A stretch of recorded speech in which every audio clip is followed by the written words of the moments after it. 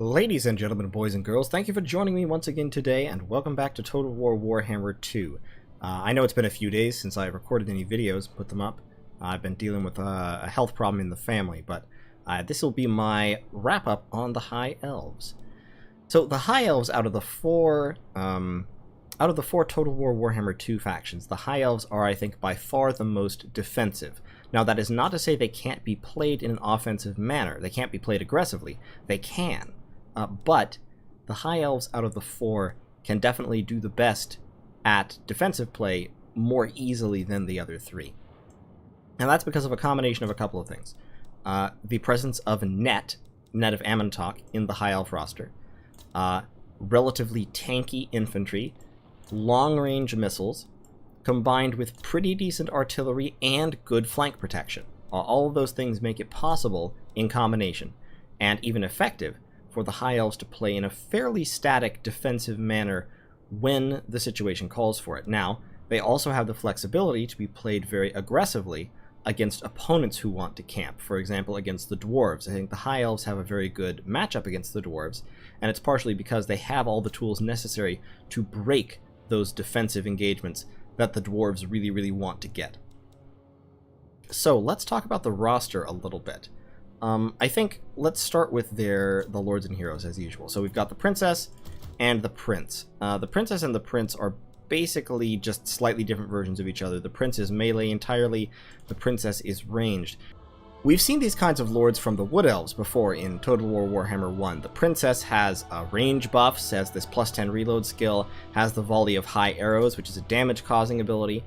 She also has the Talisman of Loak, which is a melee buff for herself, as well as the Dragon Horn, which gives plus missile damage and plus weapon damage. Overall, I think the Princess is not as useful as the Prince, just because her melee stats are notably lower. Her melee attack is actually a little bit higher, but her melee defense is quite a bit lower. And that ranged attack, while it looks good, it doesn't do a lot of armor-piercing damage, and it doesn't reload fast enough to be really, really useful. This kind of a missile attack can be useful on a cheap hero like the Skink Chief that the Lizardmen have access to. On a Lord, I think it's more or less just a novelty item. The main use, in my opinion, for the Prince and the Princess is to be mounted on a dragon. I do occasionally take them on horses if for whatever reason I don't want a dragon and I also don't want an expensive Lord. But in general, I think if you're taking a Prince or a Princess, you should be putting them on a dragon. For that, I think the Prince is actually the better pick, because I think a Sun Dragon is more efficient than a Moon Dragon. Either can be mounted on a Star Dragon, but the Moon Dragon, if you compare the Moon Dragon to the Sun Dragon, so the Princess on the Moon Dragon, 46, 48, 520, charge bonus of 50, 55, 83. On the Sun Dragon, the Prince has less hit points, a higher melee attack, and only slightly lower melee defense, a little less damage, but he does have Sun Dragon Breath. Basically, I feel like there's two settings for dragons. Either you take the Sun Dragon or you take the Star Dragon. The Sun Dragon is very good at melting lightly armored units and is a little bit cheaper. Well, actually quite a bit cheaper. The Star Dragon is for taking down giant monsters and other lords with its armor-piercing anti-large breath attack. The Princess, I feel like she's a little bit cheaper, but it's not really relevant, that small of a difference. And the Moon Dragon, I kind of feel like, is this odd middle ground that you don't really need. Otherwise, you can't take her on a barded horse also. So if she's on an elven steed, 50 armor. If he's on a barded steed, 100 armor plus a shield. So I would rather take the Prince in most cases. Legendary-wise, Tyrion is kind of a Prince plus. Basically, Tyrion is just a better version of the Prince in every way. Especially on Malhandir, which gives him an absolutely bonkers charge bonus. Otherwise, Malhandir doesn't really give him much besides that charge bonus and a little bit of speed. But Tyrion does have some cool abilities if you want a melee lord. Feint and Riposte is very good, and Sunfang is an excellent crowd control measure. It's anti-light infantry, can really burn a unit down by a lot, unless they're heavily armored. The Heart of Avalorn, not sure if it's super worth it. It only really works if his hit points are below 10%, and if his hit points are below 10%, he may well already be routing. But if you want him to be more tanky, you can take it. I don't feel like Tyrion is a terribly efficient choice, because he doesn't have spells besides the Sunfang, and he can't be on a dragon, which is kind of the two things that I want from my leadership as the High Elves. Teclis, on the other hand, is a very efficient choice, because you can put him on a horse, which gives him a little bit of protection, and he has a selection of basically some of the best spells in the game. He has Net, he has Chain Lightning, which does a lot of damage, he has Flaming Sword of Ruin, just in case you run into magical or fire-vulnerable creatures, Regeneration, for example. Flock of Doom, Regrowth, he even has the Enfeebling Foe, which I don't really use all that much, because it's single target, basically. But all of these four are all great spells, and this one is pretty good in the right circumstance. He also has the Scroll of Hoeth, which can be useful circumstantially, and he has the Sword of Teclis, which you shouldn't really take because you don't want Teclis in melee. If Teclis is in melee, then something's gone terribly wrong, and this doesn't boost his hit points or his melee defense, which means he's still going to die very quickly, despite the fact that it buffs his damage and attack a lot. But Teclis is an excellent spellcaster, and if you take him, I mean, you can take him just with Net. You can even take away a bunch of his abilities if you like. I like to take him with Net, Flock of Doom, and Regrowth, which is still not terribly expensive for a Lord, gives you a lot of spellcasting power, and of course he has Greater Arcane Conduit, plus the Shield of Sapphire and Wild Heart. You can take Kindle Flame off in this analysis. Plus he has the Bound Fiery Convocation, which is just an extra free high damage spell if you use it properly. So Teclis is a good choice. Hero-wise, the heroes are very, very interesting for the High Elves. I've talked about the nobles before. The option to put the nobles on a chariot is very, very interesting because it makes them fast, it makes them very well armored, and it gives them a huge bonus versus infantry. So against dwarves, or Skaven, or beastmen, or greenskins, going on the chariot is a very, very viable option because it turns the noble into an infantry murdering machine. The mages, they're all viable, but most of the time, if you haven't taken Teclis, you would want a Mage of Light. And you can put the Mage of Light on a chariot as well. And it gives him a massive anti-infantry bonus and makes him actually effective against infantry in melee. Only 60 armor, but still, that's enough for him to do a lot of work. Plus, of course, he has Net. And he has access to Banishment, and he has access to Barona's Time Warp, all of which are very, very good spells. You can just take those off right away. Look at the abilities. That's only useful against undead. You can take that off. Give him his spell boosting abilities, his magic boosting abilities. 1600, not bad for a mage and a chariot in one unit. The Lore Master of Hoeth is a fairly strong melee unit. Low hit points, but that's overcomeable, especially because he has a lineup full of very, very good utility spells. Wissen's Wild Form is a pretty decent spell. Earthblood is a great spell and very efficient with its low cost, as is Spirit Leech. Melkoth's Mystifying Miasma is okay, and Harmonic Convergence is pretty decent. I wouldn't take Shem's Burning Gaze. But with all of those, plus he can have the Blessed Tome that gives everybody around him extra leadership, which makes him a fantastic frontline support unit and caster. So I would, as the High Elves, you definitely want at least one caster, quite possibly two. It's perfectly viable to take a Lore Master of Hoeth, for example, with Spirit Leech and Earthblood, and then also take a Mage of Light on a chariot. You can even just give him Net, so 1200, 1400 for the Lore Master, and then instead of Teclis, you would take a Prince on a Dragon. That's an expensive leadership core, but it's an extremely powerful one. But even if you don't take that, just the Prince and a Mage of Light, or a Prince and a Lore Master of Hoeth, both very viable. All of the High Elf heroes are very viable, which is one thing that I really like. Infantry-wise, all the High Elf infantry is quite solid. White Lions are a little bit more specialized than the others, but Spearmen are useful in most matchups because of their very high melee defense, so they can hold for a while. They won't get any kills, but they can hold for a while.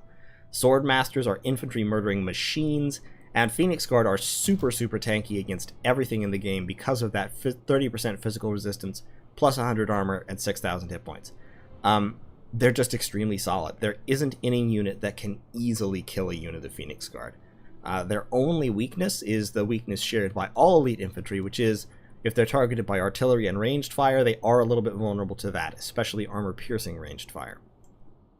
But so long as you can protect them even just a little bit, they will absolutely grind it out in the melee fight. Ranged-wise, High Elf archers aren't special, except that they have very long range. So that 180 range means that the High Elf archers are going to start shooting before anyone else, pretty much. There's a... I think only Deepwood Scouts and Way Watchers outrange them. Those are the Wood Elf units. And artillery, of course. But archer-wise, this is about as good as it gets. The Lothern Sea Guard are interesting. In multiplayer, I don't think it's efficient to take more than 2 of them. You could take 2 Lothern Sea Guard to guard your flanks. You could even take them with shields if you wanted to, although it's a little bit expensive. I'd rather use the infantry for shields, but you could take them. And then fill out the rest of your back line with 2 or 3 or 4 archers. And then, you'd have a front line with maybe a Phoenix Guard, maybe a Swordmaster, a couple Spearmen. You could even just cut the Swordmaster out and take some more Spearmen instead. I do like having at least 1 Phoenix Guard because they are so solid and they are so good at killing cavalry and monstrous infantry. Cavalry-wise, oddly enough, this is one of the places where I feel like the High Elves are only mediocre. Their infantry is very solid, their archers are pretty decent. Cavalry-wise, Illyrian Reavers are efficient, I like them. Silverhelms underperform a little bit for the cost, and Dragon Princes have to be managed very, very well for you to get 1,400 points worth of value out of them. It's a little bit tricky, and honestly, I'm not really terribly good at managing cavalry. So Dragon Princes, they take more babysitting than it seems like they ought to in order to get value out of them. They do have that very, very high charge bonus, so if you can cycle them efficiently, they can do a lot of work. But without armor piercing or anti-large, they don't deal very well with the kind of elite units that you would want something with that price tag to be able to deal with. So overall, I feel like the lower end cavalry for the High Elves is actually better, the Illyrian Reavers and the Illyrian Reaver Archers, just because they pay off for themselves quite well. I do like High Elf chariots. Tyrannoc chariots are very flexible.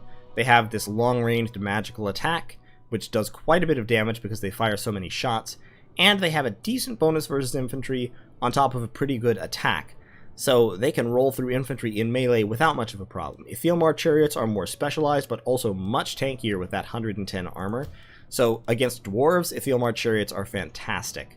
Against beastmen, Ethelmar chariots are pretty good, although they do have to be careful of Centaurs with great weapons.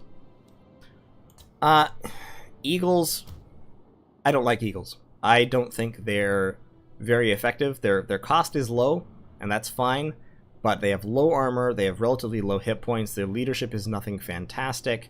The only thing they really have going for them is that they're fast and they cause fear. And for 800 points, I think I'd rather take something else. In their other flying monsters, the High Elves have a great selection of flying monsters, including, of course, all these dragons. One of the things that the High Elves can do that I haven't really done in battles because I think it's a little bit abusive is, you take a Lord on a Star Dragon, you take another Star Dragon, and you take a Mage, either on a chariot or just on a steed if you want to save money, with the Net of Amantok. And you overcast Net of Amantok on the enemy Lord as soon as he comes into range for that 30 seconds of pin, or you can even just regular cast it if your timing is good enough, and then you hit him with 2 Star Dragon Breaths while he's trapped. And that will pretty much wipe out most Lords. So the High Elves can really very effectively snipe with that combination. You can do it to units too, just by pinning them sideways, and or pinning them still and getting your dragons around their sides and cross-firing breath on them. You can basically annihilate any unit you like by doing that. Dragon Breath is very, very powerful. The dragons are good. They're expensive, but I think they're worth it. Now, it's often not worth taking more than one of them, just because it's a lot of points, and you already have a lot of expensive, valuable things to spend points on. Phoenix is also pretty decent. The Flame Aspire Phoenix can do their little bombing run thing, which does damage. It doesn't get a whole lot of kills, but it spreads damage across whole units, which is useful. Frostheart Phoenixes, a little tougher in melee, do more damage, have a little bit more armor, more leadership, all that stuff. So I think either of these can be solid picks in the right circumstance. Now, of course, there are matchups in which taking a lot of flying units is not advisable, but equally there are matchups where taking a lot of flying units that cause terror is great. Against the Greenskins, for instance, taking, I don't know, a dragon and 2 phoenixes is probably pretty solid, or just taking 2 dragons. Just because that flying terror bombing action is very, very difficult for greenskins to deal with. So the last unit is the artillery, the Eagle Claw Bolt Thrower. And I'm not going to say it's a great artillery piece. I mean, compared to Dwarven Cannons or Skaven Warp Lightning Cannons or any of the really high-end artillery pieces, the Eagle Claw is fairly unexceptional. The thing that it has going for it is price. The Eagle Claw is 30% cheaper than a Warp Lightning Cannon, and it's cheaper than a Dwarven Cannon, and so for its price, the Bolt Thrower is actually great against infantry. Against large units, it's mediocre. Against infantry, however, with that multi-shot, the multi-shot round is great against infantry. And for its price, 2 or 3 Eagle Claws, if you're playing a defensive high elf build, can easily wear down the enemy infantry as they come in and do a lot of damage before the fighting ever starts. So in general, the really good high elf units, for my money, are all of the lords are solid choices. Overall, I give the edge to the Prince and Teclis over Tyrion and the Princess. So Princes, Teclis, Lore Masters of Hoeth, Mages of Light, Phoenix Guard are probably the best out of the infantry, but all the infantry are good in their place. Spearmen for general defense, White Lions for anti-armor infantry work, Swordmasters for anti-any infantry work, and Phoenix Guard for anti-large and for defense. Basically, a Phoenix Guard is like 2 or 3 units of Spearmen in terms of defensive power. Missile-wise, generally I would stick with the cheaper archers and the cheaper Lothern Sea Guard. The shields really only matter if you expect to get into a lot of ranged duels, and with their longer range, usually high elf archer units can concentrate fire on enemy ranged units and disable them pretty quickly.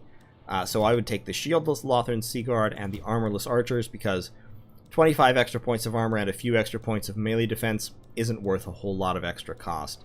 It'll only deflect a little bit of extra damage, and if your archers are in melee, you're doomed anyway. So just stick with the cheaper ones. So cheaper archers, cheaper Lothern Sea Guard. Illyrian Reavers. The chariots I like. Illyrian Reaver archers are probably the best single, in terms of efficiency, are probably the best single of these cavalry units, because they can be just guided around the battlefield shooting. They are good enough in melee to charge in pretty effectively. If you look at the Illyrian Reavers, the only difference melee-wise is charge bonus and 2 points of melee defense, which is not much. So these guys can vanguard, they can sneak around behind the enemy, shoot some arrows, charge artillery, rear charge infantry lines. They're very, very good at that. So Illyrian Reavers and archers. Tyrannok chariots, probably better than Athilmar chariots, just for the flexibility. Bolt throwers, and I would go with Star Dragons and Sun Dragons out of the flying units. Like I said, I don't like Moon Dragons very much. I feel like they're kind of this weird middle spot where they're slower than Sun Dragons and only a little bit more dangerous, and I don't know. I prefer to go to either extreme as opposed to sticking in the middle. Matchup-wise, the High Elves have a lot of good matchups and relatively few bad ones. They're pretty good against any of the other factions in Warhammer 2. They're pretty good against the Lizardmen. The Skaven, I think, is fairly even. The Skaven can give the High Elves fits, but they have to be managed very carefully to do it. I think that's a fairly even matchup. Maybe a tiny, tiny advantage to the Skaven, but not much of one. The Dark Elves, I would give a tiny advantage to the Dark Elves. The High Elves can deal with Dark Elves pretty effectively, but if the Dark Elves get in with those armor-piercing ranged attacks, the High Elves could be in trouble because their elite infantry, if they brought elite infantry, could be melted very, very quickly, and that's very dangerous. Likewise, their monsters can be melted by armor-piercing ranged attacks pretty quickly. Against the Greenskins, High Elves have a clear advantage. Against the Empire, I think they have a small advantage because they both have net, but the High Elves have a real flying monster advantage over the Empire. Against the Dwarves, I think the High Elves do pretty well as well. They have White Lions and Swordmasters do very well against the Dwarves. Bolt Throwers do very well against the Dwarves. Chariots do very well against the Dwarves, and that's all you need to deal with the Dwarves. You don't need the rest of the lineup. So overall, I don't know that there's a faction where I would say the High Elves are clearly at a disadvantage. Yeah, not even the Vampire counts. The High Elves can take out Vampire counts flying units very effectively. Possibly Chaos. Chaos has very, very good infantry and good anti-infantry infantry. They also have pretty high-end cavalry, and they have dragon ogres. They can't win in the air. I don't think anybody can win in the air against the High Elves. But unless the High Elves abuse net and dragons, which of course they can, but I would rather they didn't. Unless the High Elves abuse that, I think Chaos actually has a pretty good shot against them. Beastmen less so. So I think that's probably the only one where I would say it's clear the High Elves have a little bit of a disadvantage. Everything else fairly even overall. The Skaven have one advantage over them in that they can easily shut down flying squads. But if the High Elves didn't bring a big flying squad, then that doesn't really matter. So that's kind of how I feel about the High Elves. Generally defensive, can be played offensively. If I was playing them offensively, then I'd take Swordmasters and White Lions, typically. You know, like a front line like that. That would be my infantry line if I was going to rush as the High Elves. And then, you know, you throw in a couple of archers for backup. You take a couple of Illyrian Reaver archers to run distractions. You take a prince on a dragon, probably a sun dragon, and then you take either a light or a life wizard on a chariot. Probably I'd take a light wizard on a chariot, and I would take away these spells here. I would probably keep Banishment and Net of Amantok. I'd want to give him both of these, so I would have to kind of jigger this around a little bit so I could free up the money for the Book of Hoeth, because I'm 100 points over at the moment. Take that off. There we go. Since I'm flying him around on the dragon, I don't want him hovering over the line, buffing the troops. I do want Foeseeker for the extra speed, but... So this would be kind of a rush High Elf build. If I'm taking a defensive High Elf build, then I have something more like, you know, a Phoenix Guard, some Spearmen, some Archers, possibly a Swordmaster, but not necessarily. Probably I still have the Prince on a Dragon, or I might actually take Teclis instead. And I give him Flock of Doom, Regrowth. I might keep the Enfeebling Foe depending on the matchup, or I might keep the Sword of Ruin depending on the matchup, but generally I would take them off. And then give him... yeah, I give him the Scroll of Hoeth. And take away Kindle Flame. So yeah, for a defensive build, you do this kind of thing. Get a couple of Bolt Throwers, an Illyrian Reaver Archer, maybe a Tyrannok Chariot for flanking maneuvers. And then with my 2,000 that were left, get a couple of Lothran Seaguard for the flanks, and maybe a unit of White Lions for countercharge duty. So this would kind of be a general defensive High Elf build, heavy on the spears, backup artillery, couple of flanking units, and some ranged power. But generally, the High Elves are kind of... They're very flexible. They can do anything. They have decent cavalry, they have very solid infantry, they have okay artillery, they have good ranged units, they have good magic. There isn't anything that's bad about the High Elf lineup. Now, there are places where they could be stronger. Spearmen, for example, while very efficient, can't really kill anything. So if anything dangerous gets into the Spearmen, they are going to die. When it comes to armor piercing, they have lots of armor piercing in the infantry lineup, but not in their ranged department. These are armor piercing, but they're not effective against cavalry or monsters because their anti-large shot is not very accurate. So in ranged duels, if the High Elves get into an artillery duel, they're going to lose. If they're attacked by stalking armor-piercing ranged units like Shades, they're going to have trouble dealing with that. But in general, if the High Elves can maneuver to meet the enemy attack and catch it on their infantry line, they're going to do quite well. And I think... Yeah, I think it's really only Chaos and maybe the Dark Elves where the High Elves have a little bit of a disadvantage. But beyond that, they're very solid. When it comes to... If you were a beginner to the game, the High Elves might be one of the factions that I recommend you start playing with, because the High Elves can do well with pretty simple strategies.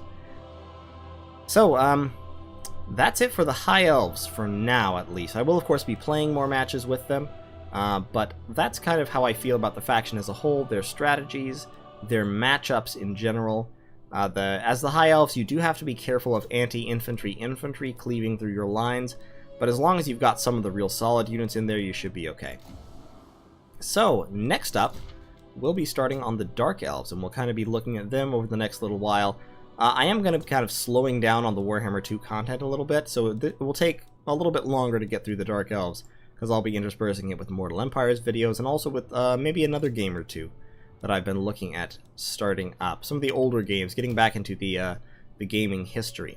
So stay tuned for all that, and thank you for watching. I'll see you in the next one.